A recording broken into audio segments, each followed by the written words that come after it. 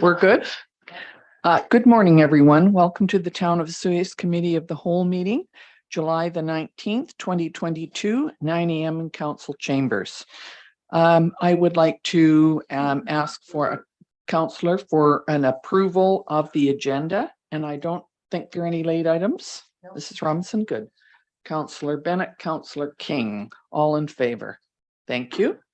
And the adoption of the minutes, Committee of the Whole minutes of June the 14th, 2022.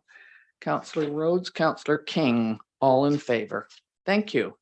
And this morning we have a delegation from Destination Osoyoos, and we are happy to welcome the Executive Director, Kelly Glazer, who's going to talk about the economic impact and value of tourism in Osoyoos. So, Ms. Glazer, would you like to come up to the microphone? Thank you. Good morning, everybody. I'm so close this time. Oh, yes. This is a new podium and there's not room for all my stuff. Well, it's the new speaker on there. It takes up room. Okay. Okay. So, I'm just going to wait for Amy to get that slide up, or the presentation up on the screen. Okay. I'm hoping that you all had a chance to peruse the report that we sent through a little while ago. Thank you very much for your support on this. This is the economic impact and value of tourism report that Council had agreed to help fund. And so it was a lengthy process. We wisely did it over a 2-year period of time because I knew it was going to cost a lot, and it did. But we're really pleased with it. And our board really felt that it was important not just to hand over this report to Mayor and Council, but to actually go through it a little bit with you and talk to you a little bit about some of the findings, and also give you the opportunity to ask questions or make any comments that you might have. I think the timing of this report is very useful. We've gone through 2 years of unknown and turned into very busy for our community. And earlier commented, Mayor McCordoff mentioned some of the comments were very interesting. And I think some of those comments are very reflective of what it's been like in Osoyoos for the last 2 years through COVID. But anyway, I'll get started. And as I said, these are just some highlights that I wanted to address in the report and talk a little bit, first of all, about the economic impact estimates. And this is for the year 2020. And you'll notice that we had about 300,000 visitors to Osoyoos in the year 2020. Unfortunately, because of the way data works, we don't have a comparative for, say, 2019 when the world was normal. Mm-hmm. But I guarantee you that this number is up. Interestingly, though, our visitor center numbers are down quite a bit over those 2 years. Some of that has to do with the fact that we were actually closed, but I think really it was just about the way people were deciding to travel and visit during that time. We have nearly twice as many overnight visitors as daytime visitors, and I don't think that's a surprise to any of us, but it definitely impacts the economic side of things. So you'll note that there was 174 million spent in the community, and the majority of that spending came from our independent leisure travelers. Again, not a big surprise. We're not a destination for corporate travel. We are a leisure destination, and this definitely makes that very clear. Total impact of expenditures was $264 million. So this is a very important number for us to be paying attention to, because I know we have other industry in our area. I don't know what the agricultural numbers are, but I think it's important to remember that some of this 264 million will be calculated or extrapolated from the wine industry, in their sales, for instance. We employed 650 people in tourism in our community. Again, a pretty decent number for the size of full-time residents that we have here.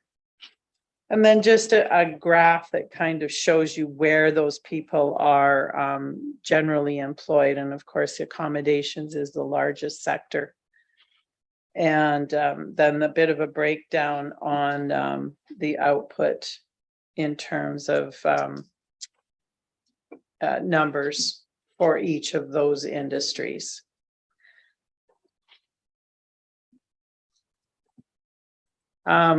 This one I found quite interesting because what it showed is the tax revenues and where they were going. The local government tax revenues, which is what we would be seeing coming to our community and the RDOS area, is not as high as the federal and the provincial tax. Again, keeping in mind that large amount of that money is our MRDT, and that's where it's going. And then, of course, the volume of visitors in what areas. The RV and campground number is significantly lower, of course, than our fixed roof numbers. But again, without a large number of campgrounds or spaces, that's going to impact our numbers there.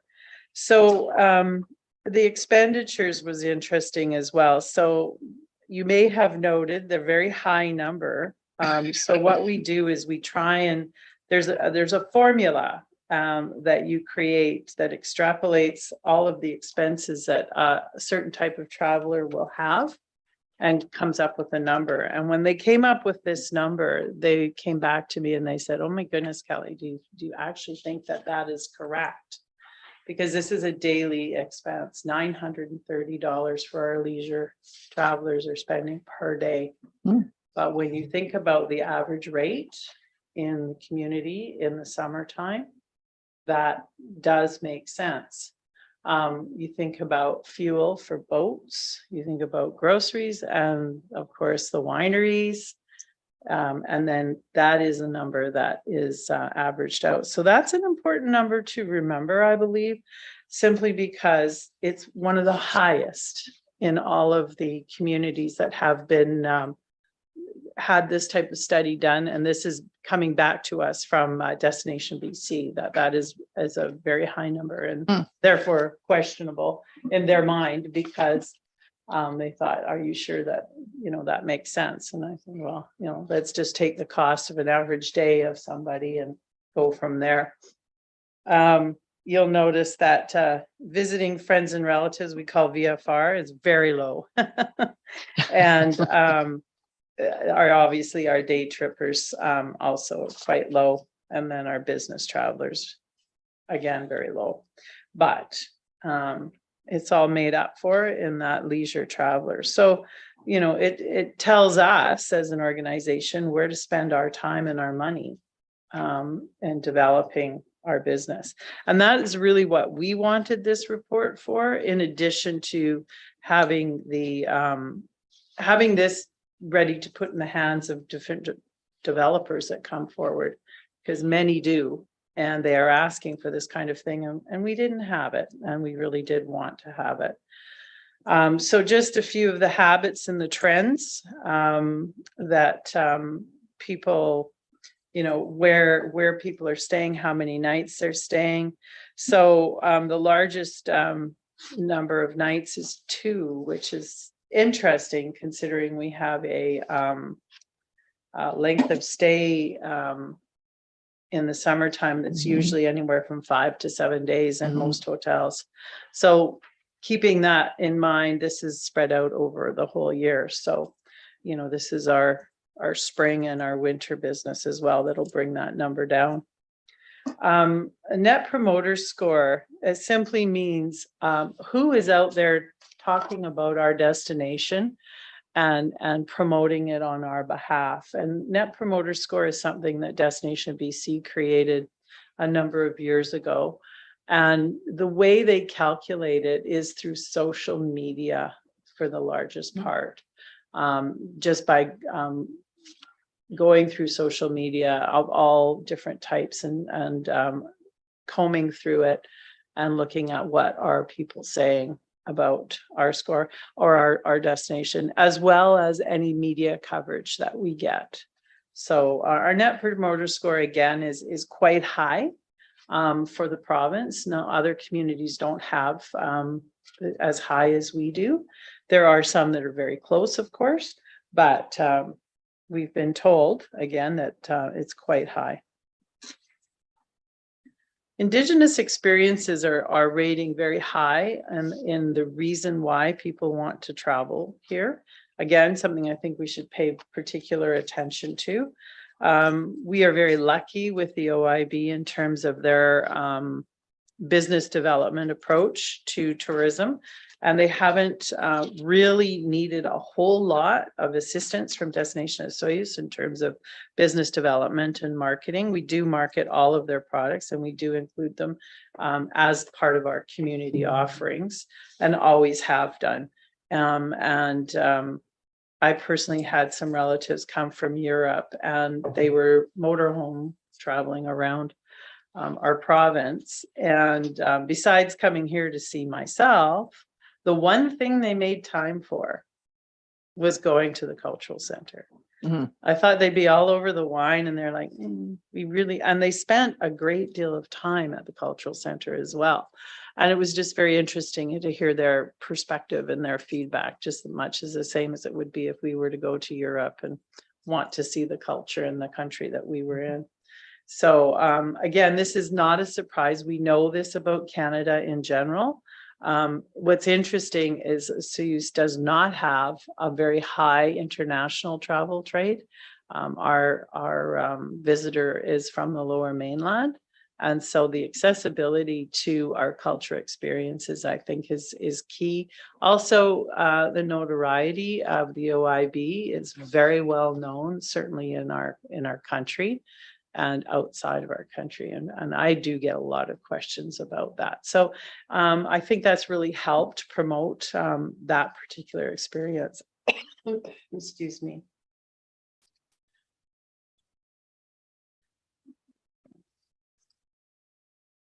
So this is sort of the one we were talking about earlier. And so I thought it would be better if we had a summary, because as you're aware, there were probably 300 comments or more when we did our survey, just asking people in general how they feel about things. And so, you know, what I find interesting is the red area, which is where people are feeling particularly strongly about things, concerned. And of course, no surprise, housing, the prices of them and the lack of rentals and Airbnbs. Another one is the pollution, the waste, and the litter is something that is on people's radars more than it has been in the past. And then traffic congestion. Just a note, everybody who lives in a resort town does talk about no left turns. Yeah, it's not just Osoyoos. And so, you know, what do we do about these things? I don't know, but I think it's important that we know that these are the top things that are concerning to our residents. I think it's important for Destination Osoyoos to be responsible in how we promote and sensitive to how we promote our community and look at different ways to make sure that we're addressing these concerns. And then, of course, the extremely unconcerned is a very small percentage on those bars. So that tells us that people are either extremely concerned or somewhat concerned to a significant level. And then, of course, what are the top 10 things that residents are saying? And we know that For the most part, these are residents just because of the time we did this interview, which was, I believe, in January or February. So absolutely, there are snowbirds here, but we know that a lot of our snowbirds feel like this is their second home. So affordable housing, of course, street infrastructure, looking for better parking, traffic lights, crosswalks, benches, that sort of thing. Longer business hours keeps coming up, which is something that, we may be able to find a way down the road to address with a downtown business association. And I know we talked about that in the early years, and it just sort of hasn't gotten off the ground. There's a little bit of groundwork that we need to do. And I think it's really down to resources. We need a person that's willing to carry that torch, or is assigned to carry that torch. Law enforcement, bylaw enforcement in peak season, more boat ramps, public dock, more attractions, festivals and events and activities.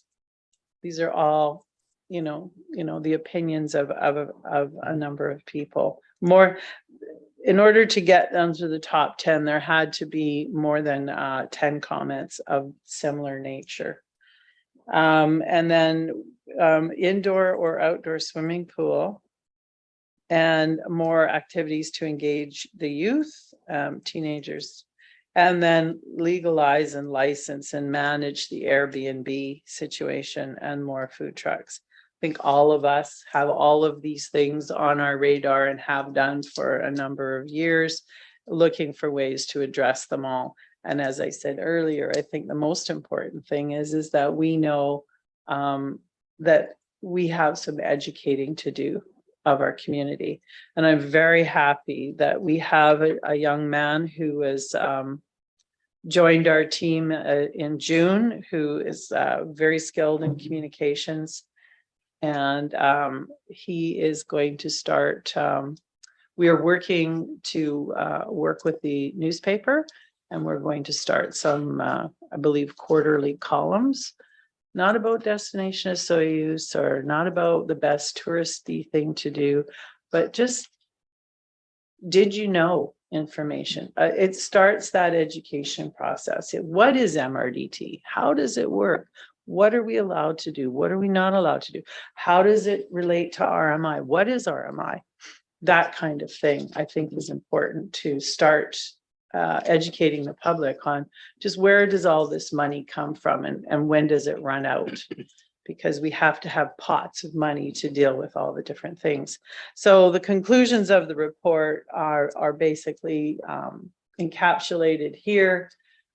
We need to look at ways to increase those Indigenous experiences and promote them more. Improving the quality and availability of food and beverage is a big challenge. I don't care where you travel in this world. Right now, dining out is not probably the best experience that anybody is having anywhere. Lack of staff, lack of supply, all of these things. And nobody knows when that might change. Activities, developing a more of a nightlife for visitors. That's probably going to have 50% that are all over that, and 50% that say no thank you, we've got enough. So finding a balance there, and then addressing some infrastructure challenges. I don't know that, again, that is something that is even possible. If you look at, I'm not a road engineer, but I don't know where else the highway would go if it didn't come right through the middle of town. That's just the way it is. The boating issue has become a growing issue. It's something that I think that we need to work with the RCMP on a little bit more. I think presence is key. We know we have 2 RCMP officers that are actually qualified to run our RCMP boat. Well, that's just not enough people to deal with that. So that, we need to maybe work with the RCMP on that. And then planning. enhancing resident awareness and involvement in tourism related planning discussions. I know Gina can sympathize with me on this one. Invitations are sent out constantly and over again, and we phone people, we ask them to come, and then we get the usual turnout. And so I'm not quite sure what we do there, but we have had some recommendations by the person that wrote the report on different things that we can do. And I think it's just as I have found since I came here with Destination Osoyoos. So, Destination Osoyoos was in a different place when I arrived, and it was just plugging away year after year, trying to make those changes. And I think that this is just another one of those things that we'll need to do. And then, of course, addressing the business hours. Again, that has to be something that's done through a downtown BIA, and whatever we can do as community leaders to help facilitate making that happen, I think we'll address some of those things. But at the end of the day, I think we all know our business owners are owner operated, and they're tired. They want a day off too, and they want to go home for dinner. So, how do we look at this? But as I mentioned, I have been traveling around Canada to other resort communities, and their challenges are exactly the same as ours. And so we need to be innovative. It isn't something that we're not doing. It's just, how creative can we be to address some of our issues? So those are the basic report conclusions. And as I said, I hope that you all had a chance to have a look at it. And if there's any areas that you felt you wanted to ask any questions about or get any more clarification, but this report is available online. And of course, I have some done up, and I'm happy to share them with anybody that asks. And we have made a point of putting it out in our stakeholder newsletter to all of the businesses in town so that they know that this is available. And I've put it into the hands of a couple of developers that I knew were waiting for it.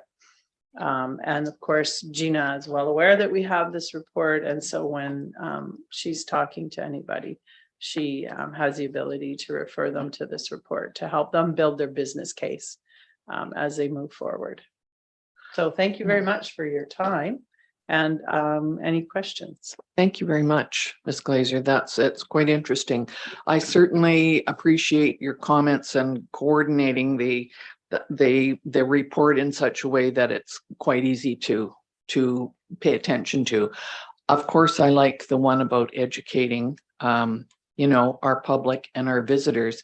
And I think doing it in the paper, the Times Chronicle, is a good idea.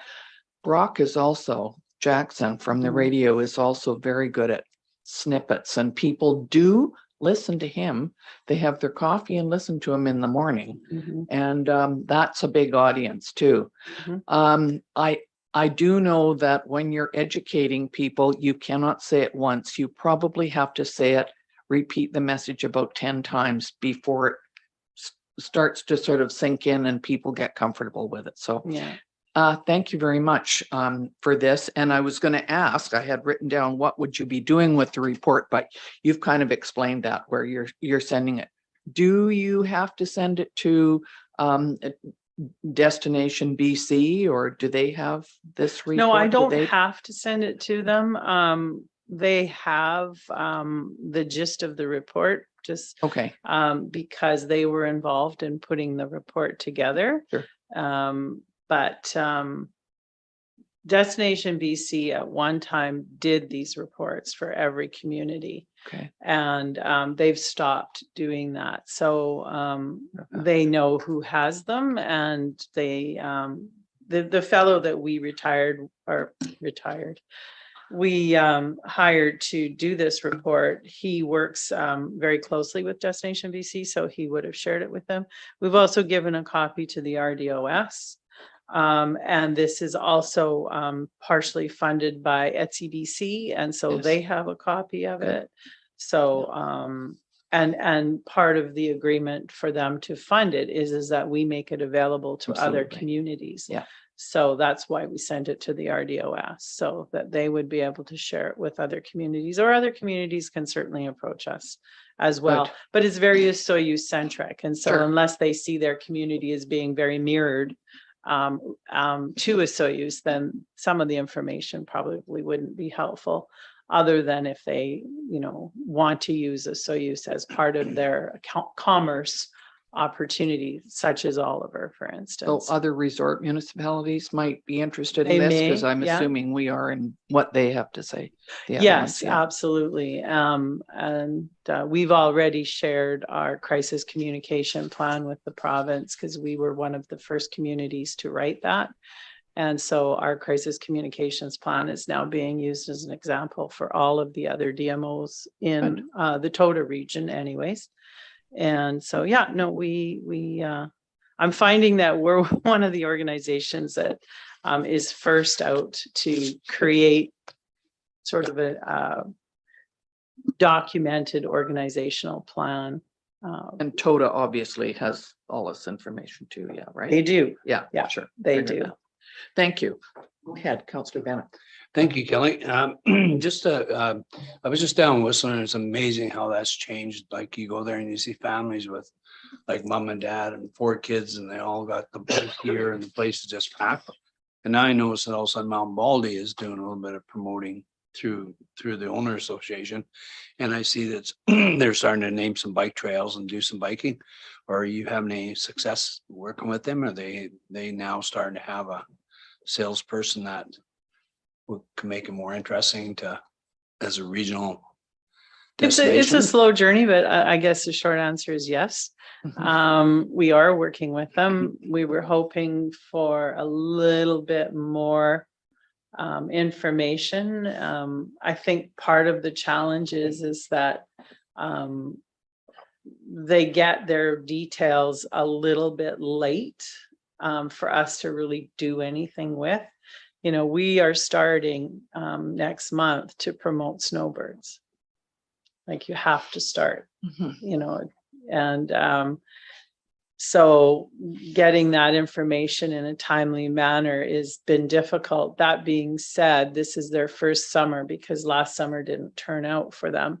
And so if there's a consistent pattern of activities and events, then it's much easier for us. But there's a person there that we've been having quite a lot of success in working with. And there's a desire by the organization to do more to make their summer product more interesting. There's a couple of different events or activities out there around biking that I'm sure you're aware of, one for sure. And then we have Kenton Gilchrist, who's working on developing some mountain biking trails and working with Parks Canada. We've been very closely attached to him. Whenever you're working with government, though, and so here we are, not able to say very much because we don't want to get ourselves into hot water with Parks Canada and provincial parks before they're ready for us to start telling the world. But that's an area that we're definitely going to spend some more time and attention on in our upcoming marketing initiatives, as well as birding. And so that's something else that we're doing. So we're looking for ways to spread people's attention off of the lake and give more things and ideas for people to do that will help us spread our season out, because we don't work on summer at all. And it's obvious why. Yeah, for sure. Councillor King, Yeah, thank sorry. you, Madam Mayor. Thanks very much for the presentation. Very informative. From the feedback you got, you kind of identified the top 10 kind of concerns of people. So moving forward, do you have money or resources to try to work with one of those concerns? Well, as you're aware, a lot of them are not something that we have the ability to impact. But where we do have the ability to impact, I don't have money or resources for a swimming pool. That's not my job. Legalizing an Airbnb is, again, not my job. Food trucks, we've worked with Gina over the last couple of seasons to talk about that. And, we have more food trucks now than we've had before, so we're getting there. The affordable housing for full-time residents and staff housing, yes, we have a plan. We have a Soyuz Housing Society. And we are prepared to put some money behind that organization to help them. Destination Soyuz does not generate nearly enough money to begin to address a housing complex of any type, but I believe every little bit helps. And so we have it on our record as establishing a grant for the Housing Society. Hopefully that grant will be able to assist in paying an annual salary of somebody who's going to look after that housing.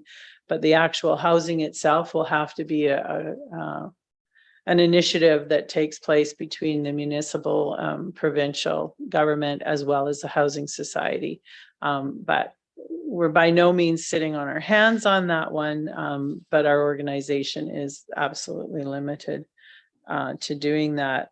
The other commitment I have to these top concerns is talking your ears off and influencing, the politicians and helping you to see the importance of it with the numbers that you might need to go to the next level to support a financial commitment in any of these directions, and educating the community. Thank you. I was just going to mention that the Okanagan Basin Water Board recently had a workshop on boating benefits, impacts, and solutions. I'm not sure who attended that, but I it's, didn't even know about it. well, and I wasn't invited to it either. It wasn't me. It was, but there were people from TODA was there, Okay. according to this, plus Fisheries and Oceans, and looking at the impacts of boat, speed and density on drinking water, shoreline erosion, aquatic plants. So all of those kinds of things, which is why OBWB is involved.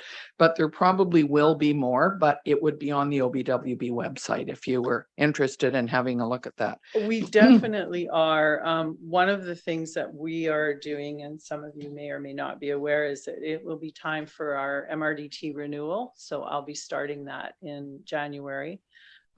Ready to submit to the province by September to be able to implement in the following year.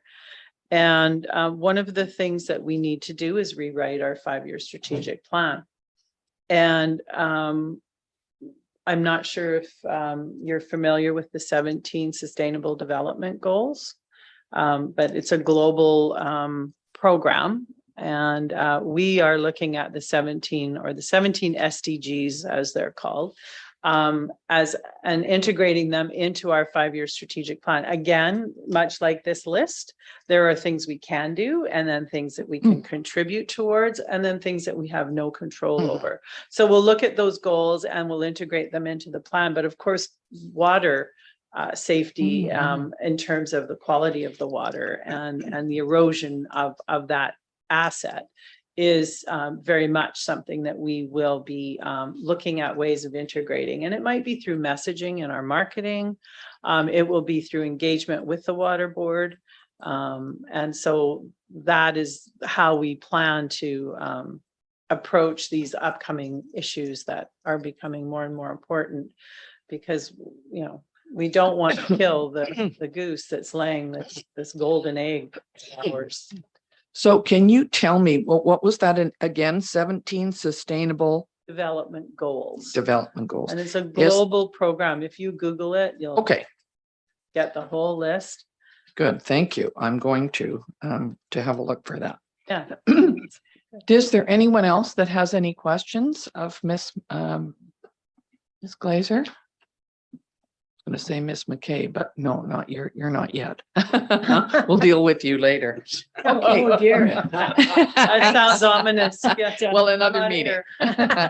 So thank you very much, Kelly. And we appreciate having you come. And anytime that you have something new or interesting or updates, or you want to educate us again, you go right ahead.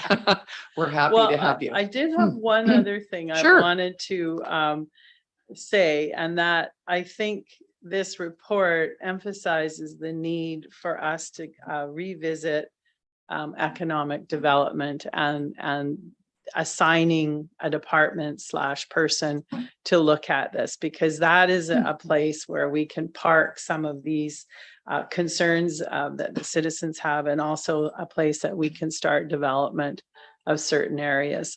And I certainly, as a citizen of this community, would very much like to see something like that happening in the near future. And I think this report supports that. And we agree with you. And we've been going through some changes in staff and so on. And we do have a new CAO who And I I'm think looking will be, forward to yes, meeting him, yeah. he starts in 2 weeks. So we will, we'll be sure to tell him that And comment. he'll get this presentation all by himself. Oh, okay. He'd probably be quite happy to Or to not, chat but with you and so anyway, I'll talk to him anyway. on. Okay, thank you very much. So I do not think there's anything else on the agenda. So I will ask for Councillor King. Are you terminating the meeting? Yes, he is. And Councillor Bennett, are you seconding that? Thank you very much, everyone. We'll see you later. All in favor. Your attention.